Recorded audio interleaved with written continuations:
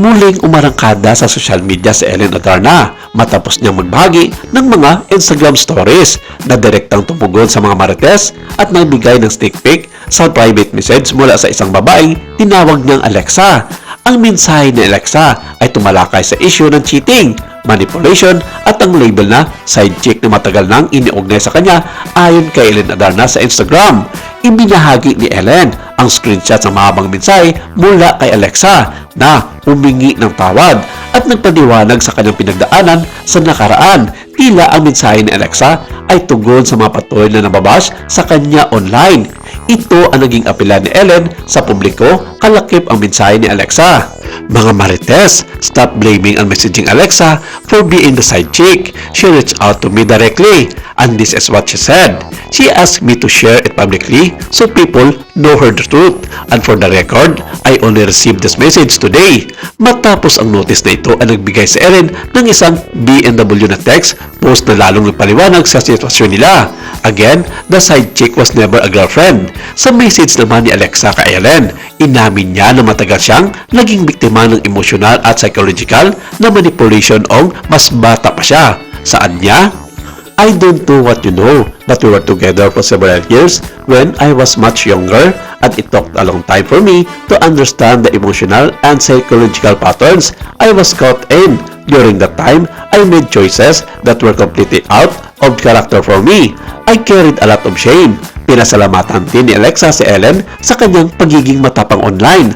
Ang post ni Ellen ay nagbigay diin sa kanyang panawagan na itigil na ang online bullying at husgahan ang mga tao batay sa hindi kumpletong impormasyon. Si Ellen Adarna ay isang Pilipina actress, model at personality sa social media na kilala sa kanyang candid personality at angking ganda. Unang nakilala si Ellen sa mundo ng showbiz sa pamamagitan ng kanyang mga papel sa iba't ibang mga palabas sa telebisyon. Bukod sa kanyang karera sa entertainment, kilala rin siya sa pagiging tapat at walang filter sa social media. Sa kanyang personal na buhay, siya ay kasal kay Derek Ramsey. Bago nito, naging bahagi siya ng isang high-profile na relationship kay Jylon Cruz, kung saan nagkaroon sila ng anak. Samantala, ibinunyag din ni Ellen Adarna na 2 beses siyang tumawag ng barangay upang paalisin ang isang hindi pinangalanang tao. Bukod pa rito ay binunyag din ni Ellen Adarna ang naging agreement nila tungkol sa pagtira niya sa bahay ng tao na ito. Bagamat ay wala siyang pinangalanang tao pero marami ang napaisip kong si Derek Ramsey ang subject. Pero nitong araw lamang ng Sabado nang mapag-usapan sa vlog ni Christopher Min na kung saan sinabi nitong nakausap niya over the phone ang aktor at sinabi nito na tila hindi raw nag-work ang relasyonal ni Ellen Adarna kahit ano pang pilit ang mga adjustment na ginagawa nito sa kanilang pagsasama.